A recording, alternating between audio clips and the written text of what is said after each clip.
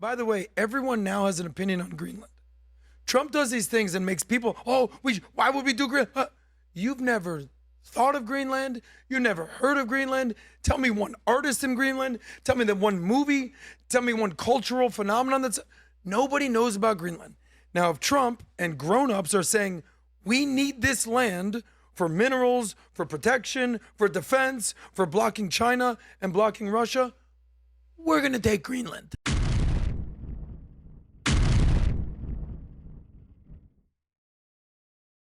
Greenland is an important piece of the North American dome against Russian missiles. And by the way, if you look at the east coast right by Iceland, look how well that's positioned to help provide defense of missiles and navy to northern Atlantic area. You know, Northern Atlantic, as in the Northern Atlantic Treaty Organization known as NATO. This is strategic. And I think that what people need to understand, it's not about the minerals, although they just said that they'd be happy to do a mineral deal yesterday. They said it. There's no argument on that now. It is strategic for defense. And every time there's naval exercises up there, Denmark doesn't have the money to pay for it. So Denmark, you know what? The days of colonialism are over. No one's going to militarily take this. We need a deal done for the defense of our hemisphere and to support NATO.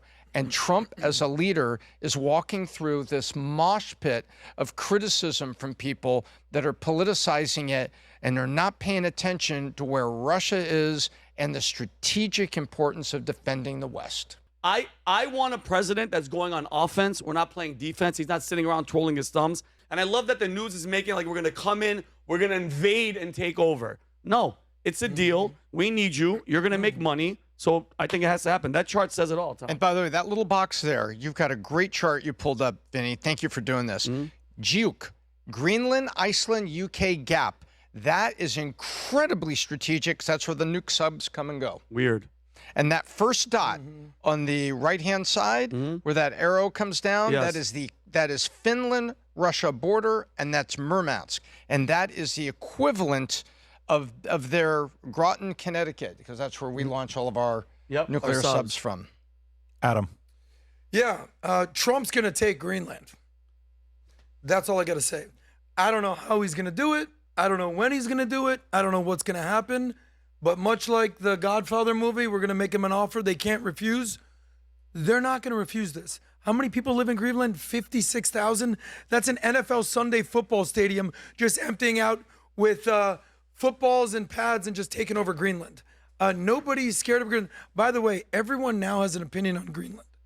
Trump does these things and makes people, why would we do Greenland? You've never thought of Greenland. You never heard of Greenland. Tell me one artist in Greenland. Tell me that one movie. Tell me one cultural phenomenon that's nobody knows about Greenland.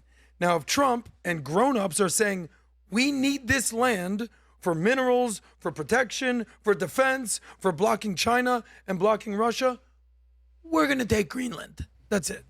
Efren, do you have any opinions on this? Yeah, so I agree with Vinny. We now have a president that's actually looking ahead, decades ahead, versus just the next 4-year terms, right? So I love what he's doing. And like Adam said, if he didn't mention Greenland, no one else would be talking about Greenland. Yeah. Yeah, I love it. And I love the fact that, yesterday he's like, oh, you know what? Yeah, so since we're part of NATO, this invasion that happened at our border, did you guys come and help us out? When everything that's going on with us, did you guys come and support us for anything? Maybe we should have put NATO to the test, invoke Article 5, and force NATO to come here and protect our southern border from further invasion of illegal immigrants, thus freeing up a large number of Border Patrol agents for other tasks. Maybe we should have. What happened? You don't want to do that? Oh, maybe we should leave NATO.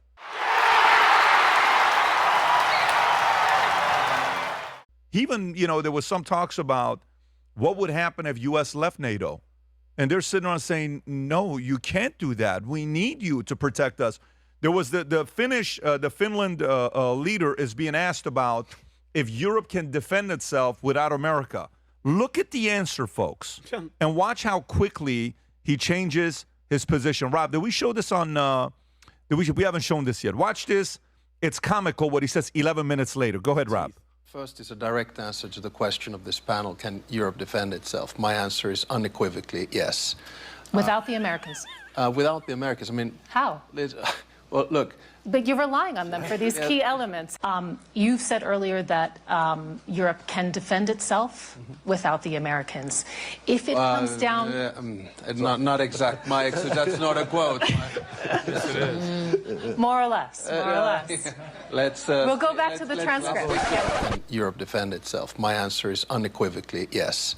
Without the Americans. Without the Americans, I mean... How? 11 minutes later. I love journalists. You don't need journalists. Can you imagine somebody texted him and says, hey, just so you know, we're screwed if America doesn't protect us. Yep. Change your tone ASAP, right?